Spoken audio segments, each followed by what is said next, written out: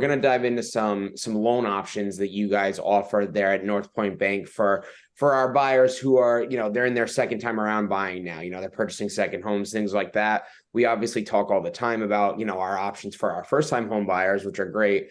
But why don't you tell us a little bit about, what the people out there listening can hear for our second time home buyers?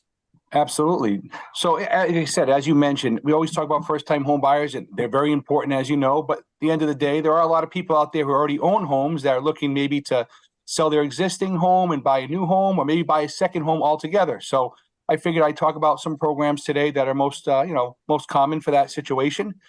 First and foremost, conventional financing. As you know, everyone, conventional is probably the best program out there, arguably. I mean, it's geared toward repeat. Obviously first-time home buyers as well, but repeat clients who are looking to, maybe sell their home, put down a significant chunk of money.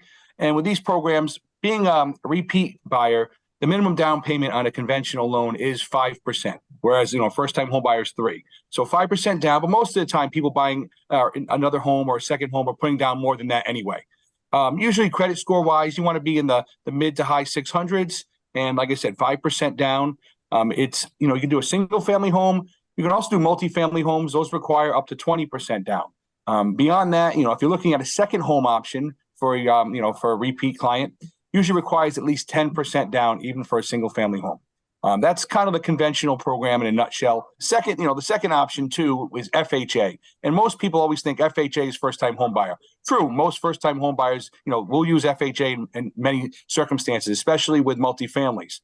Now with repeat clients, as long as you don't have an FHA loan already, that's the only stipulation here. FHA can be used. Typically, you can't have more than one house. There are a couple exceptions to the rule, but normally, if you're an FHA loan already, you can't get a second. So if you're someone who bought a house, way back when, and maybe a single family home, and you have conventional financing or another sort of financing, you can still buy another house now with FHA if you're going to live in it, even with 3.5% down on a multifamily. You don't have to be a first-time home buyer. There are VA loans.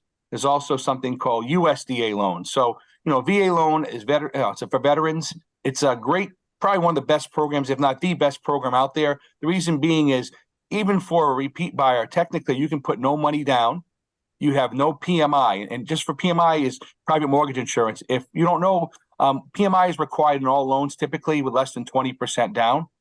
So that's something where if you're a veteran, have a VA loan, no money down or little money down, no PMI, and typically the interest rate's even a little bit lower. So that's a great program if you fit that particular description, being a veteran. Beyond that, USDA, another great option. It is something where USDA loans are only allowed in certain towns in the state. It's a loan where it's kind of like giving back, in the areas where there are more, wetlands and, the Foster Rhode Islands and the certain parts of Coventry, areas where, you can get a loan with no money down. It does require PMI, but the USDA, Department of Agriculture, will kind of give you a special promotion where no money down.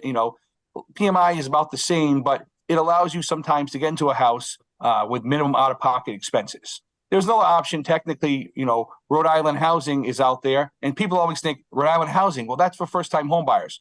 Right. Correct. Typically it is, but there are some programs Rhode Island housing offers for conventional. They have conventional financing where you don't have to necessarily be a first-time home buyer. They have programs that were underneath their wing. When people are like, well, why is that important? Well, they do have some programs out there where you can go conventional financing, Rhode Island housing, and maybe put less money down on a multifamily home. So that's something else that most people don't realize. There are some Rhode Island housing options for non-first-time home buyers.